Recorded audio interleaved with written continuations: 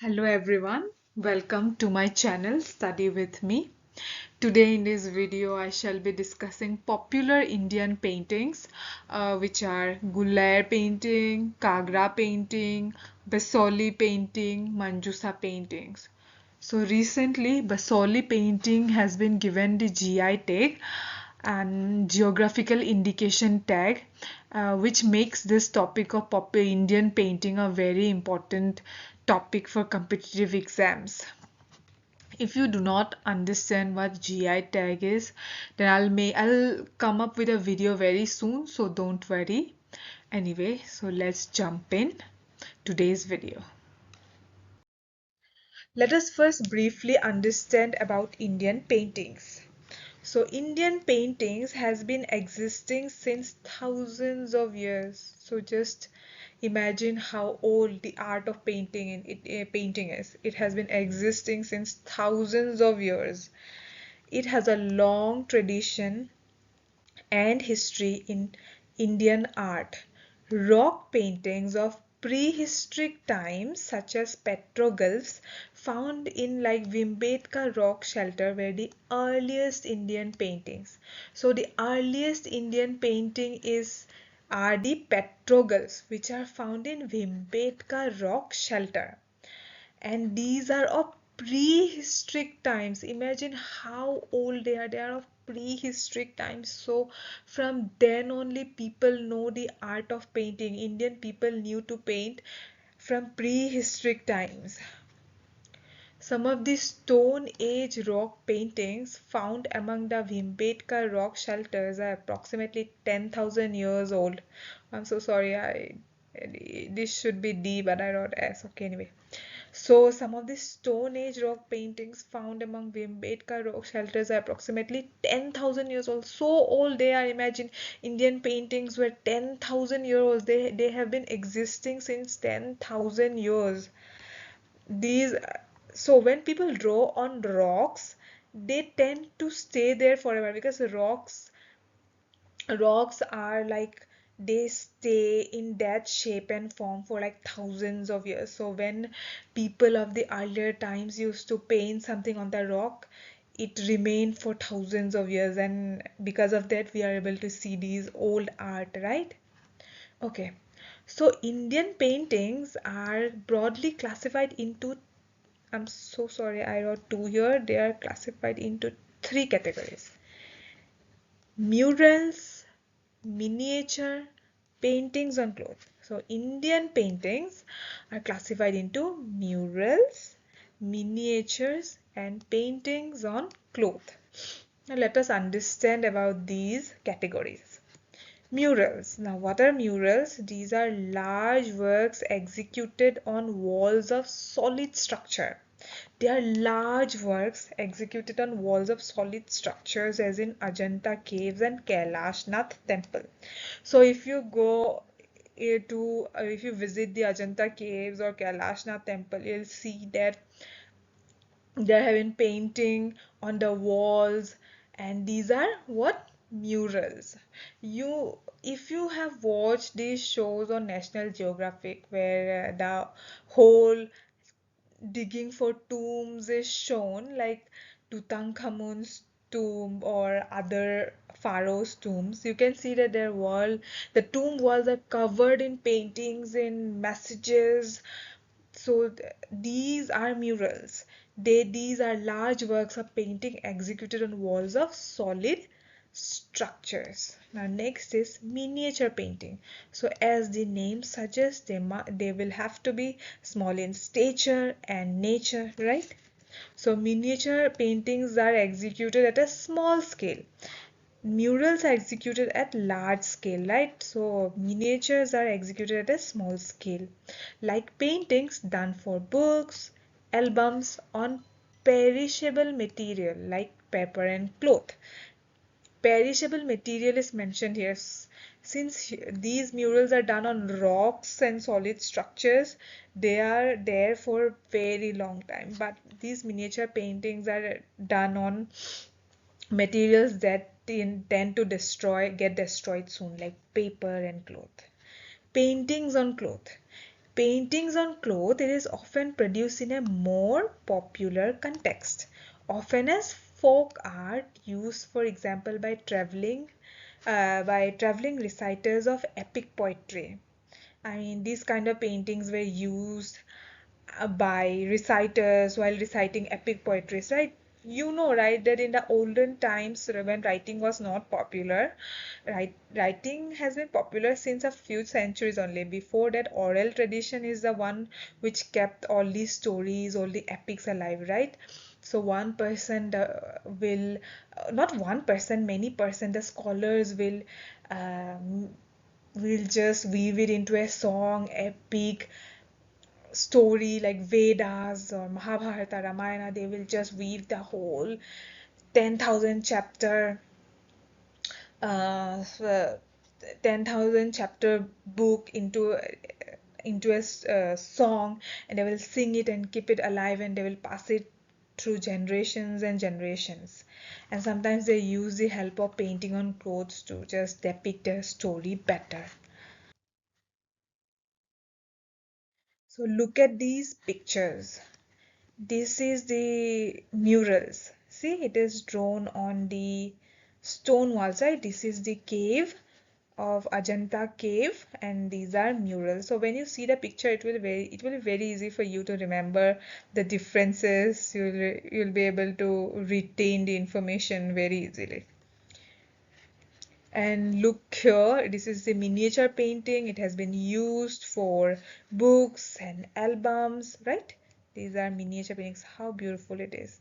How beautifully it is drawn. How intricately everything is, the characters, everything is drawn, right?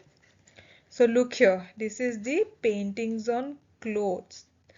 Paintings on clothes. So see, one scene has see, painting on clothes which aid in telling a story through visual aid. So when they are telling a story, if there is a visual aid, it is easier for people to get it sooner, right? So these are the paintings, the murals, miniature paintings, and paintings on clothes. Are different types of paintings that we have in Indian painting. Okay, so now we have understood the basics of Indian painting. So now let us get into different styles of painting. There are mainly two genres of painting, okay? Rajasthani school and Pahari school. We will learn here in this video, we'll only learn about Pahari school of painting. Pahari school of painting comprises of Guler painting, Kangra painting, Basholi painting. Manjusha painting do not really fall in this genre, but we will do it anyway. Okay, so let's begin with Guler painting. Guler was a small state near Kangra Valley and one of the most important centers of Pahari schools of painting. Okay, and this style flourished between 1450 and 1480 AD. See, Pahari school, it has been named as Pahari school of paintings because this literally originated in the Pahar, in the mountains, in Himachal Pradesh to be precise. So, Guler was a small state near Kangra Valley, and it is one of the important centers of Pahari school of paintings. The Guler painting, named after the small state near Kangra Valley, reached its maturity in the 18th century AD. So they flourished between 1450 AD to 1780 AD, and it matured in the 18th century AD. Guler style painting constitutes the early phase of Kangra. So Guler and Kangra are not very different. Guler is the you can say the Guler is the beginning phase of Kangra paintings. Guler is perfected into Kangra style of painting. So Guler style of Pahari painting, look at its characteristics. So this painting is more refined, subdued and elegant compared to the bold vitality of Basoli style. As I have already mentioned, Pahari school comprises of Guler painting, Kangra painting, Kangra which is a mature version of Guler painting, and Basholi painting. So Basholi paintings are very bold and Guler paintings are elegant. Though initiated by Manak, his brother Nansuk, who became the court painter of Raja Balwant Singh of Jasrota, is responsible for the shaping of Guler school of Pahari painting in a more thoughtful way. So Guler painting has been started by Manak, but his brother Nansuk, who became the court painter of Raja Balwant Singh, is responsible for giving preciseness, shape of the Guler school of Pahari painting. Manak, who is the initiator of Guler painting, his most outstanding work, which preserves some elements of Basholi style, is a set of Gita Govinda painted in 1750 at Guler. So famous artists of Guler painting are Pandit Heu or Seu, Manak and Nansuk. These three are the famous artists of Guler painting. You can look here. Look at this picture. This is a Guler painting. Look how beautiful it is.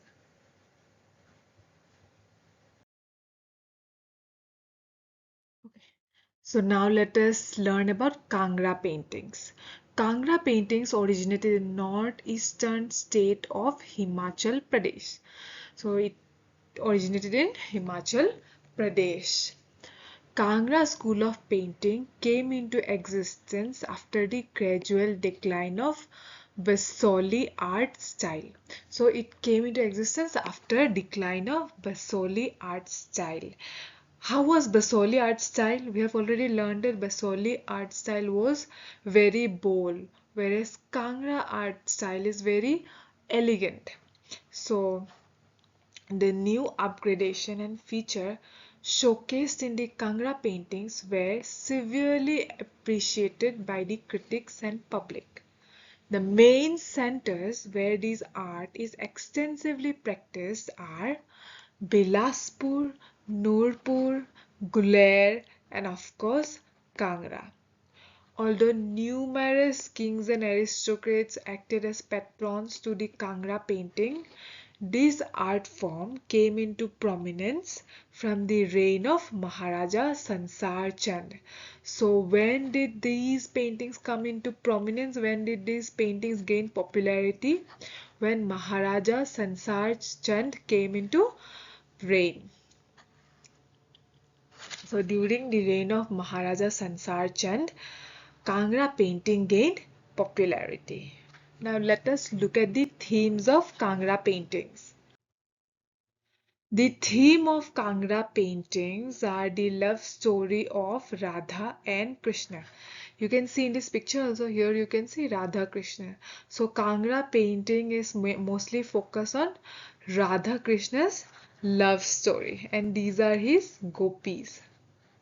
Gopis are the one who admires Krishna. So, Kangra paintings are a visual representation of common Hindu love stories enjoyed by the majority of population in the early ages. The romantic poems composed by Jayadeva, known as Gita Govinda, frequently provided a reference point for artists to visualize and paint the love life and legends of Radha and Krishna. So while depicting the love story of Radha and Krishna, the artist, what they do is that they refer to Jayadev's romantic poems, which were based on the love story of Radha and Krishna. So these paintings are considered a pure form of art, elevating the story it narrates through tender stroke of brush and fresh colors. So you look at this painting, it is so vibrant, right? And here we can see Radha Krishna. Here you can see Radha Krishna, right? So here are the gopis looking at them. admiring them, worshipping them. Now let us look at the features of Kangra painting. So Kangra paintings have a realistic and lifelike approach. In these paintings, there is extensive usage of natural elements such as creepers, trees, flowering plants, rivers, um, and such, along with the repetitive use of color green. You can see how much green there is in this picture. Green and its numerous shades. In Kangra painting, they do not use artificial colors. Okay, what they use is they use vegetable extracts and other naturally made substances. These paintings make use of fresh hues, hues means colors, while refining the countenance of women, thus conveniently making them look even more feminine.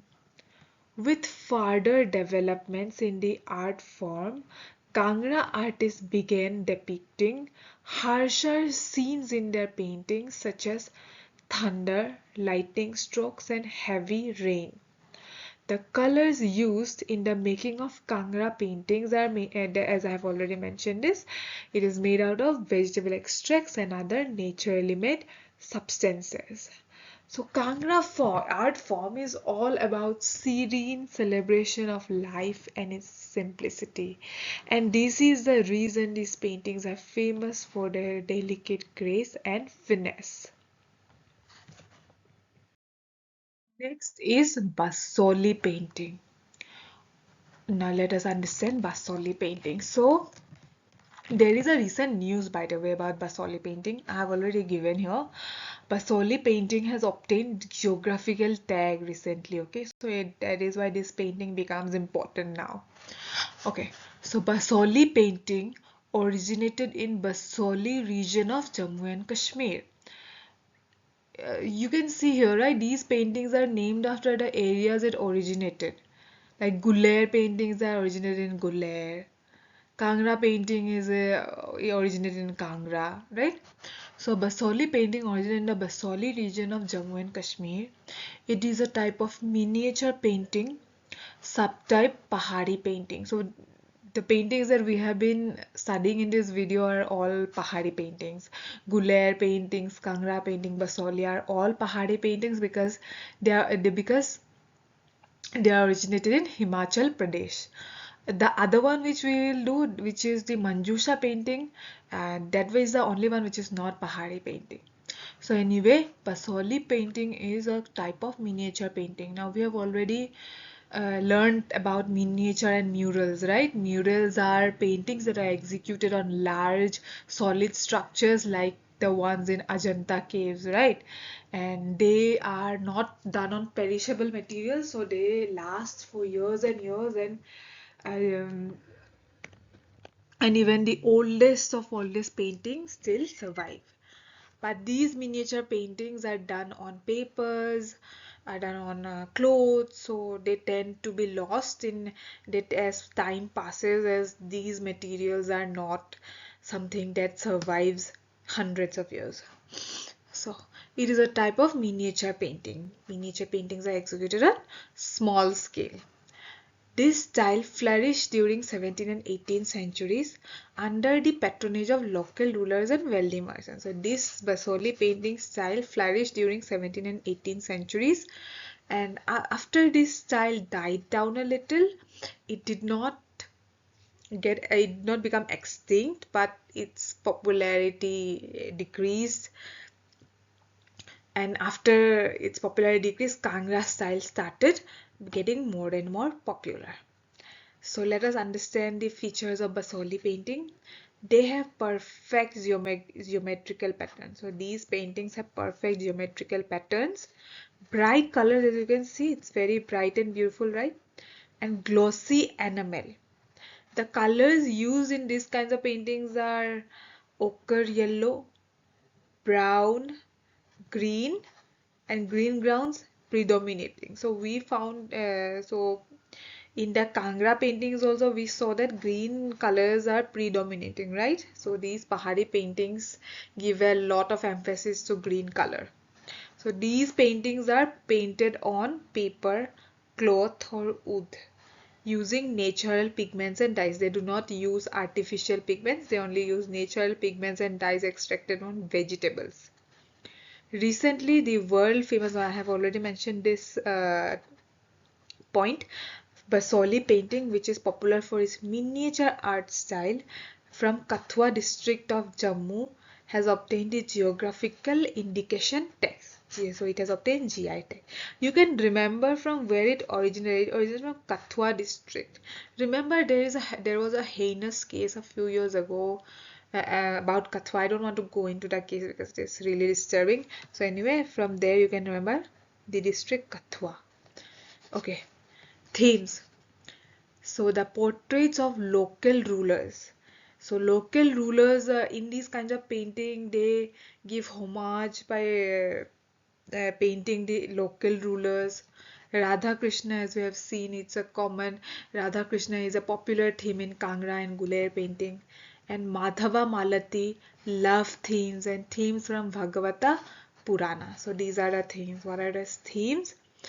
Local rulers, Radha Krishna, Madhava Malati love themes, and themes from Bhagavata Purana. Manjusha painting. So this is the last painting that we'll learn about today. Manjusha painting is an ancient folk art of Andhra Pradesh. Andhra Pradesh is currently known as Bhagalpur city of Bihar. So it's an ancient folk art. It has been existing since years and years, okay? And it originated in Andhra Pradesh, which today is Bhagalpur city of Bihar. It's a Bihari art. This art has been prevalent in Bhagalpur for a long time. Manjusha art came to the forefront between the time periods of 1931 and 1948. So it has been existing since thousands of years, but it became popular in 1931 and 1948. In earlier times, this art was carved by only two families belonging to Kumbhakar and Malakar communities. So this painting is very auspicious for the Biharis. They hold this as very important, and only Kumbhakar and Malakar communities were allowed to do the painting. These paintings were drawn on pots by Kumbhakar, which were worshipped. So these paintings were drawn on pots and then they were worshipped. And the Malakars made the actual Manjusha and painted Manjusha art on these structures. So Malakars, what they did is that they made the actual Manjusha. Now who is Manjusha? Manjusha is the Hindu god of snakes. Okay, she is the snake goddess. Manjusha painting majorly uses pink, green and yellow. Yes, you can see different colors here, but mainly they use pink, green and yellow. Every Manjusha painting must contain one or more borders. Every work must have borders. So one significant characteristics of these paintings is that it has borders. Okay, it can have more than one border, but these paintings are not featured without borders. They always have borders, and these borders have its name also. I have not mentioned it because it is not a very important information. So let us look at some extra information. Um the name of this art form also holds an interesting story. The Sanskrit word Manjusha means a box. These boxes were made from bamboo, jute, straw, and paper, inside which the devotees kept their ceremonial materials.